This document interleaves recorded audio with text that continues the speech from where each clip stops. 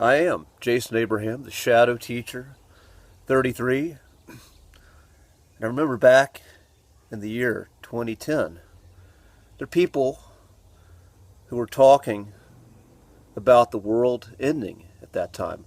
Well, let's go back even further, back to 1999. Prince song, "Gonna Party Like It's 1999.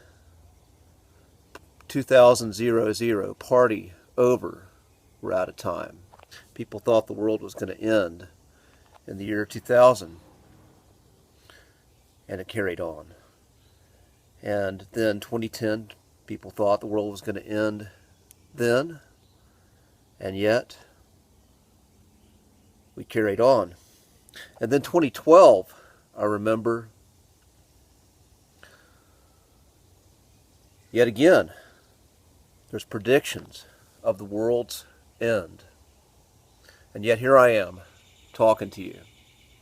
But when I reflect at each of those little segments, a part of me did come to an end. There was a death to part of my identity, part of myself that I clung to at each of those little increments. And again, most recently, 2012 was probably the most profound death, an end of a version of me that I experienced. See, I was introduced to an adversary at this time in my life. And that year, someone came into my life with the intent of torturing me, of destroying me. And what makes it even more evil was this individual was torturing me and bringing misery and suffering into my life to torture somebody else, simply using me as a way to get revenge on somebody else. And I came face to face with an evil that I've never experienced before. I was literally face to face with the devil. And this process, this confrontation, brought a dark night of my soul. As though I had choices in this confrontation, I had different paths I could take, but there was no clear path. There was no easy path. There was no path that just stood out to me and said, Jason, if you take this path, you're going to come out better than you ever were before. This is the way that's guaranteed victory. All the roads and all the choices I had, there was going to be some damage done to me. There's going to be a part of me that had to die and let go. There was no choices where I would come out the same person on the other side and come out whole. And that was what I was faced with. And I went through it. And what I found in this process, again, this is a process of suffering. This is a process where I had to focus on the little things in life just because I had nothing to look forward to. My future was uncertain, and having something that was guaranteed to bring me happiness, that was just not in my future.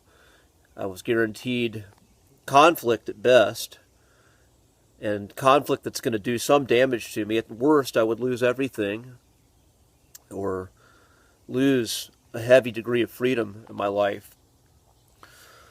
And so again, I was forced to just look at the small things. I started getting into gratitude practices, being thankful for little things, being thankful for the kindness of strangers, being grateful for the kindness of people in my life who were able to hold space for me when I was a nervous wreck, an anxious, miserable wreck. And I hated this person who intentionally brought evil into my life and was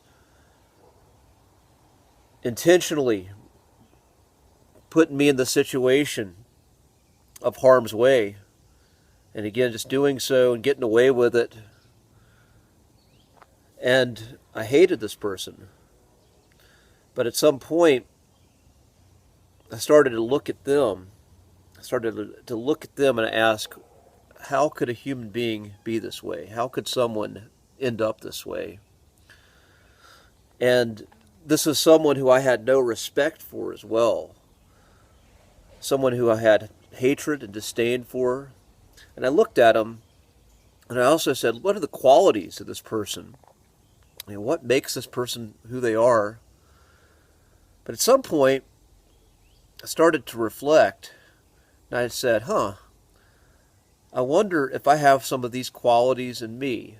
I wonder if there are pieces of me that are being reflected back to me in this conflict, pieces of me that need to die, things about me that are holding me back, that are keeping me in an infantile state, that are just being reflected back in this profound way from this negative life circumstance brought upon by an individual's will. And I started to see some qualities. I started to see some of the qualities of the devil that was sticking his pitchfork in me. I started to see some of those qualities within myself.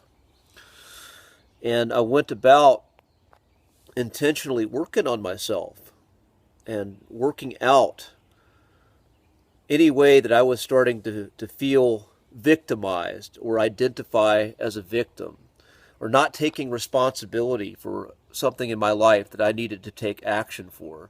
Because ultimately this individual, his whole consciousness was rooted in a victim consciousness. He justified all of the evil actions he was doing by feeling that he had to because he was a victim. And if he didn't do this stuff, then, he just said he had to.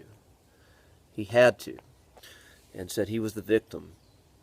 And so when I started to reflect on those qualities of myself, how I was not growing up and showing up in my life, I was able to let things go. And the situation that I was just not going to come out without damage, that forced me into being more resourceful than I ever have in my life, and digging deeper into inner resources and self-reliance and reliance on miracles, reliance on God, reliance on the good in other people, and brought me into being able to see all these things and recognize them and be grateful for them. And I wasn't very strong in that before 2012. And now here I am. And here we are. I feel like the world right now is going through this process of initiation. Because that's what this was for me. It was a process of initiation, initiating me into a new level of consciousness, a new level of being, letting what was old and infantile die so something new, the greater potential, could be born. And right now, people are getting triggered. No matter what you fear, there's something in the world that's going to trigger it. There's something that's being done on a global scale that's triggering this deep fear and anxiety in you in some way, shape, or form. But now the wisdom that I had from my previous death in 2012, I'm doing the same thing here. I'm looking at this situation where we go through it. We're not going to be the same. We're going to have to let go of something. Something's going to fall from us.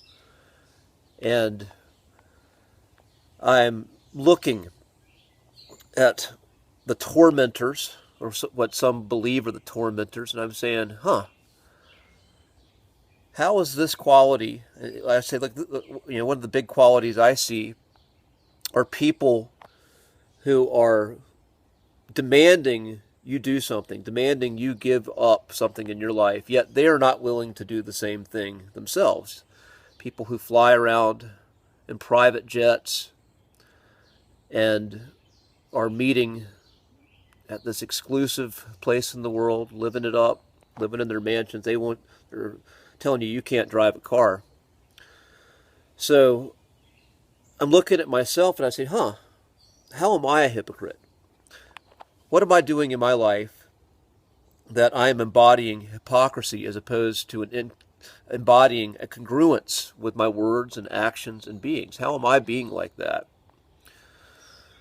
And I look at these beings, and another feeling I get is I feel that there's a violation of free will and violation of the sacred quality of life and free will of other people. And I say, Is there any way that I'm being manipulative? Is there any way I'm violating someone's free will and how I'm carrying on in my life?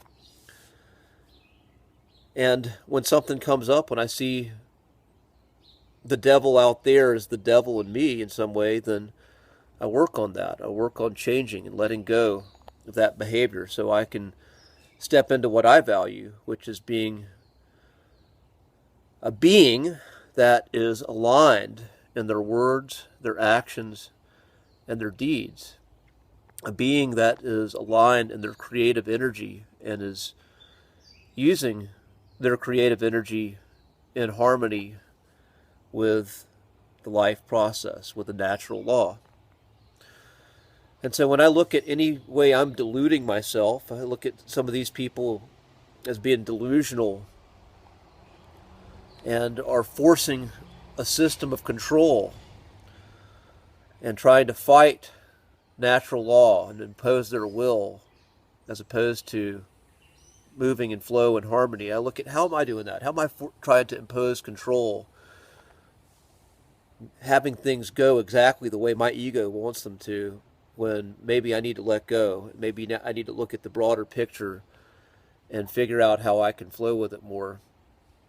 So I look at all this and reflect and go through this process of healing and letting go, seeing the darkness in me, in them, and looking at this as an opportunity for healing as a version of the world and a version of myself comes to an end.